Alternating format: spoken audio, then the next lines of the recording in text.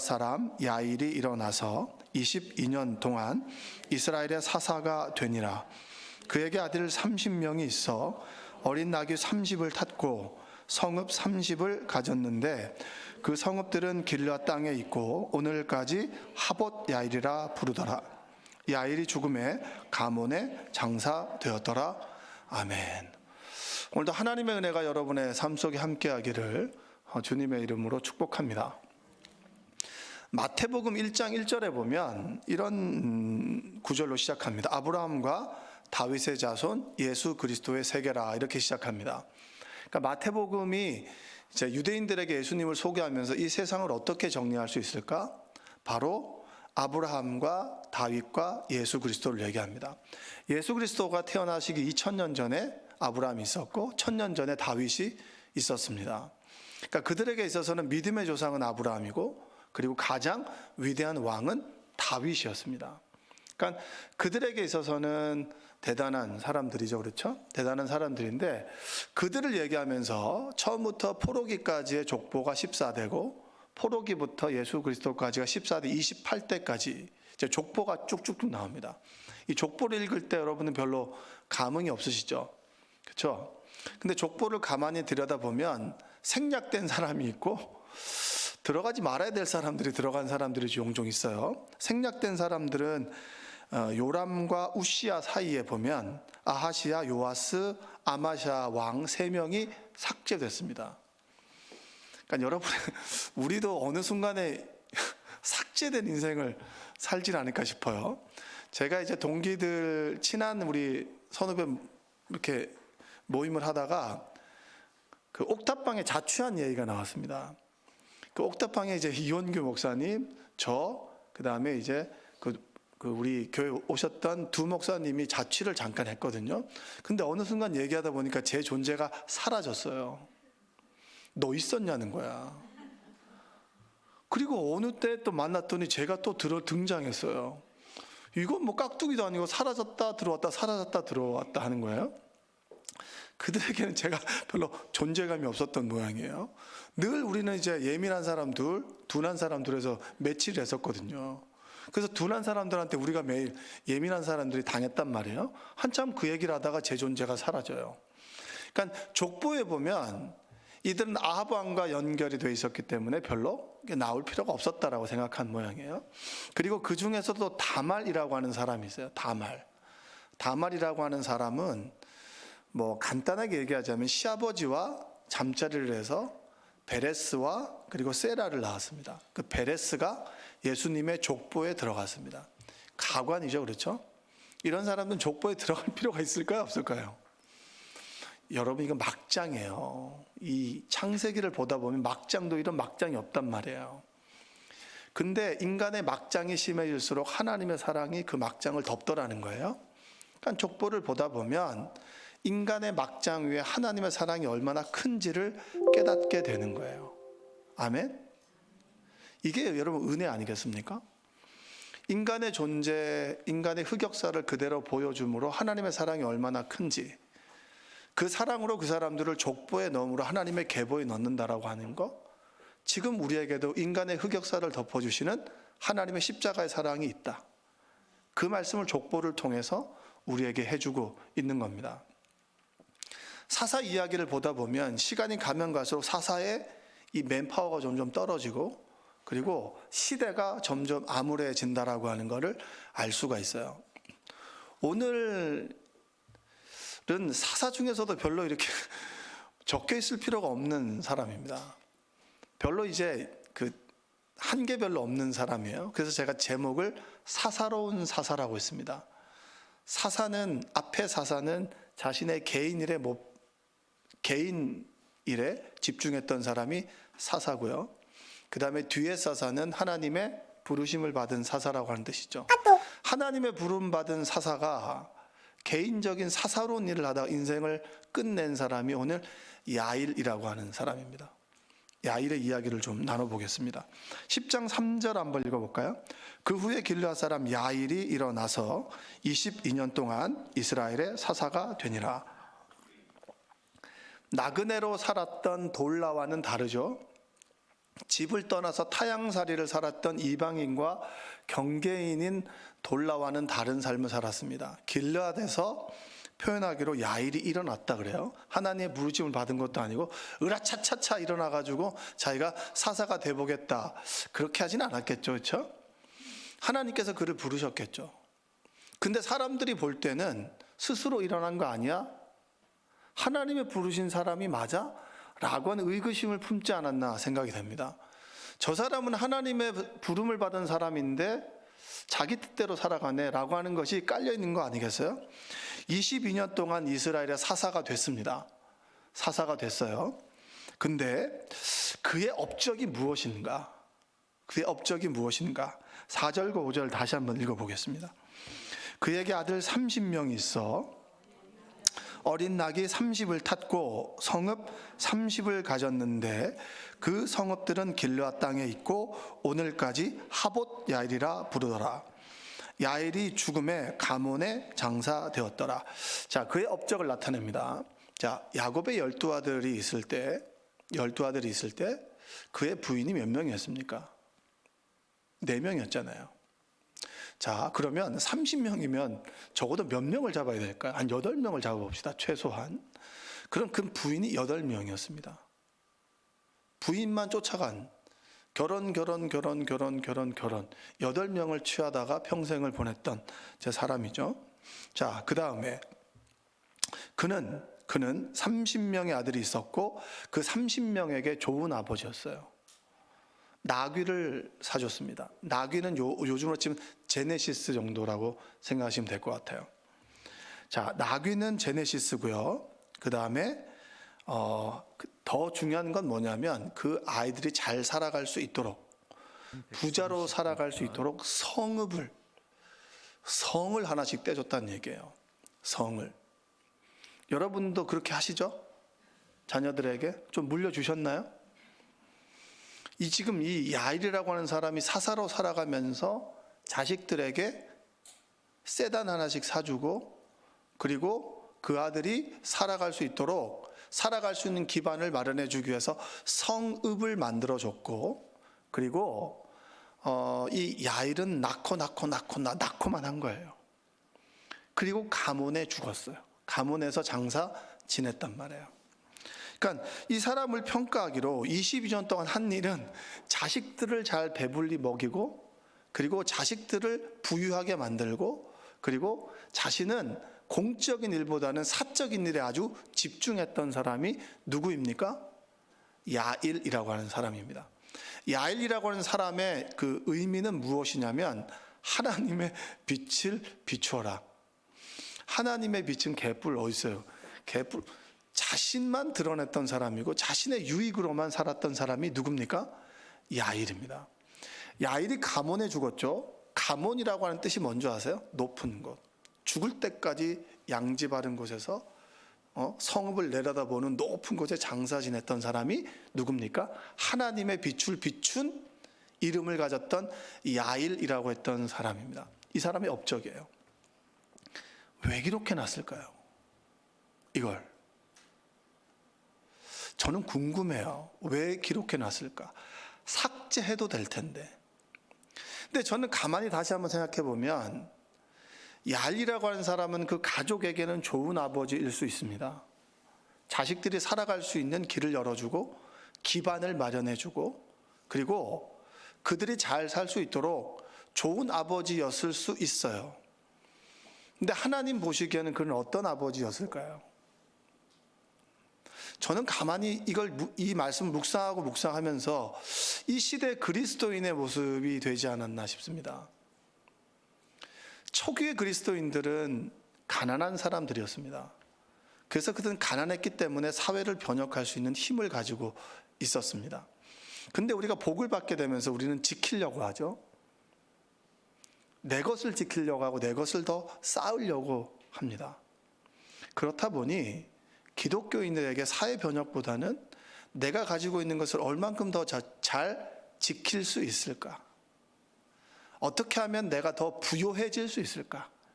내 가족이, 내 아들이 어떻게 하면 더 잘 될 수 있을까? 우리 그 교회 유문현 목사님이 있었던 전도사 시절 잠깐 얘기를 해주더라고요. 그때 전도사로 있을 때 주일날 1시간인가 2시간인가 아이를 일찍 교회를 좀 불렀다는 거예요. 그랬더니 그 학부모가 전화 쌍욕을 하더라는 거죠. 왜 애가 중요한 시기인데 1-2시간 일찍 불러서 애를 공부를 못하게 하느냐, 왜 학원을 못 가게 하느냐, 이런 겁니다. 내 자식이 뭔가 잘못되면 눈에 불을 켭니다. 그 속에 하나님의 부르심과 하나님의 선하신 뜻은 없고 내 배를 채우고 그리고 나의 사익을 추구하는 것에는 최선을 다하지만 그 속에 하나님의 은혜와 하나님의 사람들은 없어요. 성경에 보면 욕심쟁이들이 많이 있어요. 이런 야일과 같은 욕심쟁이들이 많이 있는데 사무엘상 25장에 보면 나발이 있습니다. 여러분 좀 나발 좀 부는 사람 있죠. 근데 나발은 그 이름대로 나발 부르다 인생을 하직한 사람이에요. 나발의 뜻은 뭐 어리석은 자 바보라는 뜻이지만 죽을 때는 나발을 불다 죽어요. 근데 이 사람은 이제 그 마온 지방에 살았고 갈멜에서 이제 그 가축을 키웠는데 양이 3,000마리예요. 3,000마리. 여러분 놀랍지 않으시죠? 3,000마리. 봤어요? 3,000마리, 3,000마리. 염소가 1,000마리예요. 도합 4,000마리. 좀 부유하다 싶은 사람 중에 한 사람입니다. 이 사람이 갈멜에서 목동들이 양을 치고 염소를 칠 때마다 누가 옆에서 보호해 준다면 이 다윗이 주변에서 그들을 둘러싸고 보호를 해줬습니다. 근데 나발은 이 다윗이 그들을 보호해 줬다라고 하는 걸 몰라요. 왜 나발이 어리석고 바보인 줄 아십니까? 자기가 부자인 것이 스스로 되었다라고 생각합니다. 우리가 잘 살아가는 것이 내 능력인 양 이야기하는 사람들이 많이 있어요. 부자와 잘 사는 것은 같은 말입니까? 다른 말입니까? 다른 말입니까? 그럼 여러분은 잘 사는 사람들이에요? 부자예요? 여러분 부자에다가 잘 살길 바라죠. 그렇죠? 저도 그랬으면 좋겠어요. 부자는 돈이 많은 사람이고요. 잘 사는 사람은 하나님과 함께 살아가는 사람이 잘 사는 사람입니다. 그러니까 부자여도 잘 살지 못하는 사람이 있고 조금 가난해도 잘 사는 사람이 있는 거예요. 근데 이 나발은 바보예요. 모든 부가 스스로의 능력으로 스스로가 잘나서 내 뜻대로 하는 것이 잘 됐다라고 생각하는 사람이 바로 이겁니다. 양털 깎는 날이 됐습니다. 이제 이 다윗의 일행이 먹을 것이 없어서 이들에게 좀 부탁을 했습니다. 정중하게 부탁을 했어요. 사무엘상 25장에 보면 양털 깎는 자들이 이제 있을 때 내가 너희들을 보호해 주었고 해하지 않았다. 그러니 우리들이 먹을 수 있도록 좀 먹을 것을 좀 달라. 이렇게 정중하게 다윗이 소년들을 통해서 그들에게 부탁을 했습니다. 부탁을 했는데 그 부탁을 딱 듣고 난 다음에 나발이 다윗을 듣지도 못하고 보지도 못한 놈인데 누구냐라고 욕을 해요. 근데 그 욕을 다윗에게 전달해. 다윗이 열이 받은 거예요. 이 배은망덕한 놈. 내가 그렇게 최선을 다해서 너희들을 보호해주고 약탈하지 않고 함께 공존하며 살아갔는데 너는 그 은혜를 모르고 네가 잘나서 스스로 네가 부하게 됐다라고 생각하는구나. 내가 너를 가만히 두지 않겠다. 그래서 너는 그 은혜를 군사 400명을 이끌고 그걸 죽이려고 합니다. 그때 그 부인이 아비가일이 이 얘기를 듣고 아차 싶어 죽겠구나 싶어가지고 먹을 걸 바리바리 싸들고 가가지고 그들을 마음을 달랩니다. 그래서 다윗이 너를 봐서 내가 봐주겠다라고 돌이켜요. 그때 나발이 죄송합니다. 술을 처먹고 있었어요. 술을 처먹고 있었는데 그때 술이 깨고 난 다음에 아비가일이 그 얘기를 딱 전했을 때 몸이 굳어버려요. 그리고 10일이 지나고 하나님께서 쳐서 그가 죽었다는 거예요. 나발을 불다가 저 세상 간 거죠. 성경은 욕심쟁이의 삶을 이렇게 얘기합니다. 야일의 인생의 마지막이 어떻게 되었는지는 잘 모르겠어요.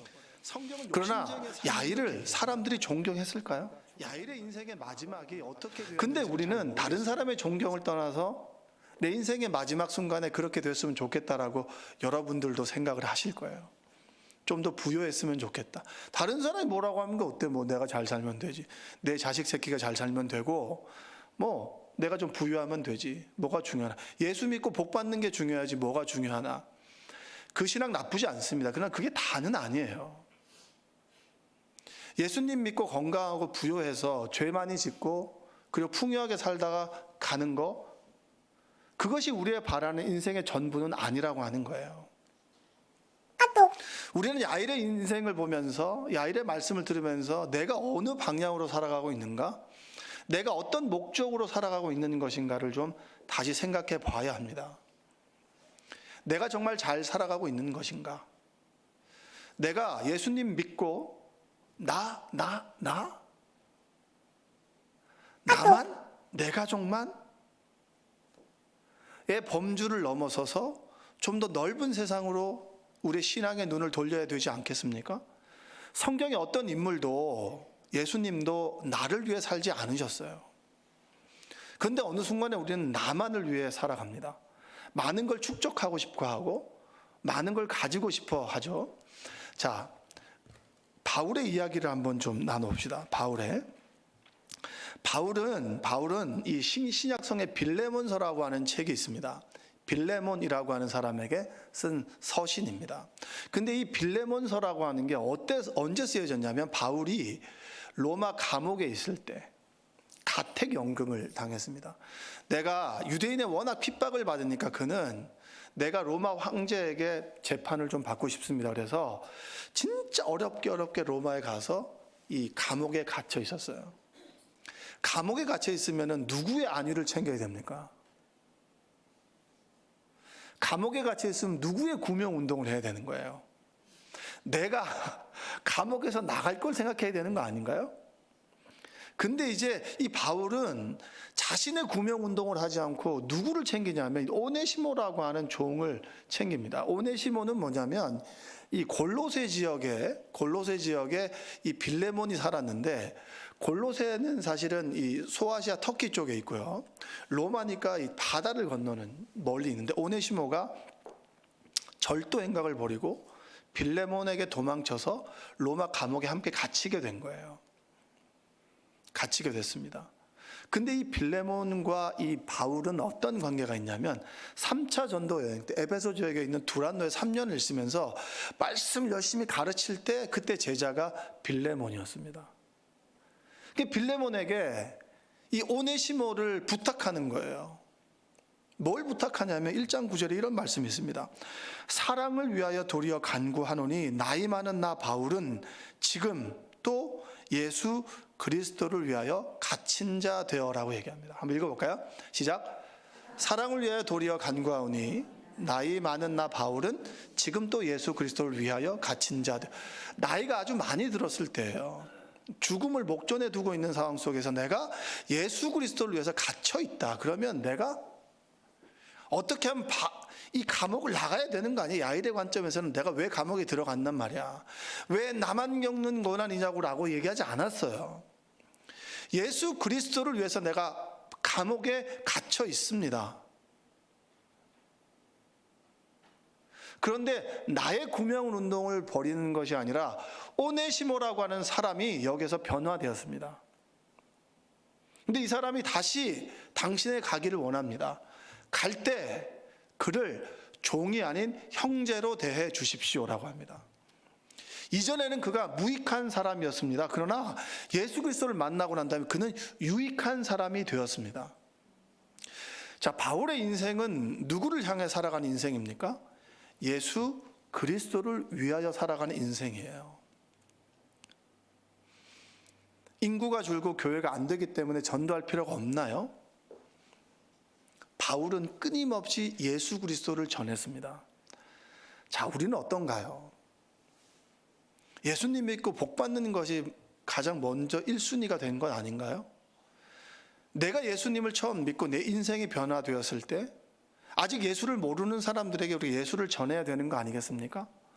내 가족의 범주를 넘어서서 아직 예수를 모르는 사람들에게 끊임없이 죽음의 인생 가운데서도 그 바울은 포기하지 않고 예수님을 전했어요. 바울과 야일의 인생을 볼 때는 야일의 인생을 어떻게 표현할 수 있을까요? 부끄럽죠. 공적인 인생을 살아야 되는 그가 사적인 사익을 추구하다가 인생을 마감할 때 마감하는 그 속에서도 아주 큰 무덤을 짓고 누구나 우러러 볼 수 있는 그런 마지막 무덤을 만들어 갔어요. 우리는 알 수 있습니다. 우리의 인생의 마지막은 요양원에 있다가 아마 화장을 해서 낙골함에 가겠죠. 요 정도밖에 되지 않아요. 관 하나의 평수도 차지할 수 없는 우리 인생이 되었습니다.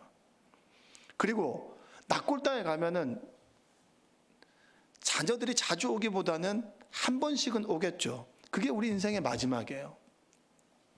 가모는 사람들이 어디서도 볼 수 있는 높은 곳에 자신의 무덤을 만들고 내가 인생을 이렇게 살았노라고 드러냈지만 아무도 그를 존경하지는 않았을 거예요. 바울의 인생과 비교해보면 부끄러운 인생을 살았습니다. 디모데 후서는 바울의 인생의 마지막 순간에 쓴 유언과 같은 책입니다. 2년이 지나고 가택연금이 끝나고 이제 그가 감옥에서 나왔을 때 그가 결심했던 계획은 뭐였냐면 전도 여행을 하는 거예요. 전도하기 위해서 내가 복음을 전하기 위해서 끊임없이 그 길을 걸어가는 겁니다. 근데 그때 박해가 너무 심해지면서 다시 바울이 감옥에 갇히게 되면서 내 사랑하는 디모데, 루스드라에서 그를 전도했고 애지중지 키웠고 그에게 목회를 전하기 위해서 쓴 책이 디모데 후서입니다. 죽을 때가 되면 여러분 자신의 삶을 정리해야 되는데 죽음의 순간조차도 하나님께서 나에게 맡겨주신 사명을 감당했던 사람이 누굽니까? 바울이에요. 곧 죽음이 다가와요. 그리고 디모데에게 쓴 이 유언과 같은 구절이 뭡니까? 디모데후서 4장 7절과 8절 제가 읽어볼게요. 나는 선한 싸움을 싸우고 나의 달려갈 길을 마치고 믿음을 지켰으니 이제 후로는 나를 위하여 의의 면류관이 예비되어 있으므로 주곧 의로우신 재판장이 그날에 내게 주실 것이며 내게만 아니라 주의 나타나심을 사모하는 모든 자에게로니라. 죽음을 앞두고 나는 선한 싸움을 싸우고 달려갈 길을 간다는 거죠. 야일의 인생과 비교해 볼까요? 부끄럽다. 여러분은 어떠십니까? 부끄럽다. 야일의 인생을 보면서 나의 인생을 볼 줄 알아야 됩니다. 목회를 하게 되면서 어느 순간에 그런 얘기를 많이 들었어요. 교회가 너의 인생을 책임져 주지 않는다. 네 노후는 네가 챙겨야 된다라는 얘기를 참 많이 들었습니다. 그렇다 보니까 내 인생의 우선순위가 자꾸 내 노후를 어떻게 챙기지? 이런 식으로 바뀌는 것 같아요. 근데 말씀을 준비하면서 하나님께서 너는 어떤 목적을 위해 살아가고 있니? 저희 아들과 이야기를 나누다가 아빠는 어떻게 목사가 됐냐 그러는 거야. 수없이 얘기했는데 그렇게 얘기했는데 듣지도 않고 다시 나한테 물어보니까 어떻게 목사가 됐냐는 거예요. 진리의 말씀을 전하고 싶었다. 그 얘기를 하다가 이 말씀인데 너는 진리의 말씀을 전하고 있니? 네 노후를 챙기고 있니? 노후에 대한 걱정만 하고 있진 않니? 이렇게 묻는 거예요. 저희 이야기입니까? 하나님께서 나에게 주신 사명은 없고 어떻게 하면 이 세상 속에서 성읍을 쌓고 좋은 아파트, 좋은 땅, 넓은 집, 내 자녀들에게 무언가를 조금 더 물려주기 위해서 애쓰는 인생, 그리고 내 인생의 마지막에 사람들이 날 좀 알아줬으면 하는 그 욕망과 욕심을 가지고 살아가지 않습니까? 그럼 우리는 야일과 같은 인생이에요. 야일과 같은 사람들 속에서는 괜찮아요. 사사기에서는 더한 사람들이 많았기 때문에 야일 괜찮아요. 근데 바울과 같은 사람 옆에 서면 한없이 초라해지는 인생입니다. 끊임없이 내 것을 채우고 끊임없이 남기고 끊임없이 나를 높이고 끊임없이 내 자식 새끼만 생각하는 삶, 그것이 다이면 부끄럽습니다. 주님이 그거 하라고 여러분을 이 땅에 보내셨나요? 조금 더 넓은 집에서 조금 더 좋은 것 먹고 좋은 옷 입고 살라고 여러분을 이 땅에 보내셨습니까? 이제는 우리가 방향을 좀 수정해야 되지 않겠습니까? 하나님께서 우리에게 주신 인생을 사사로운 일로 채우며 사사롭게 살아가는 삶이 여러분의 삶이 되면 되겠습니까? 전 굉장히 부끄러웠어요. 이 말씀을 읽고 준비하면서. 사람들은 야일을 기억하지 않고 바울은 기억합니다. 여러분의 인생이라는 족보에 여러분 어떻게 기록되길 원하세요? 저는 끝이 아름다운 사람이 되었으면 좋겠습니다. 그러나 끝과 끝만큼이나 우리의 삶의 내용이 더 충실했으면 좋겠어요. 하나님의 이름을 높이고 하나님을 기쁘시게 하는 삶을 좀 살았으면 좋겠습니다. 언제까지 바닥과 같은 인생을 살아가는데 하나님의 은혜로 내 인생을 덮어서 하나님의 은혜로만 보충해 주는 인생이 아니라 하나님을 조금 높이는 인생을 좀 살았으면 좋겠어요. 저 사람 진짜 그리스도인이지, 진짜지. 여러분을 볼 때마다, 나를 볼 때마다 고개를 갸우뚱갸우뚱, 맞나 아닌가 맞기도 한 것 같고 아닌 것 같기도 하고, 그렇게 된다면 얼마나 우리가 부끄럽겠어요. 사사기에 이 야일을 기록한 사람의 아마 목적은 그렇지 않았을까요? 이 이야기를 보면서 너의 인생과 다르지 않지 않니?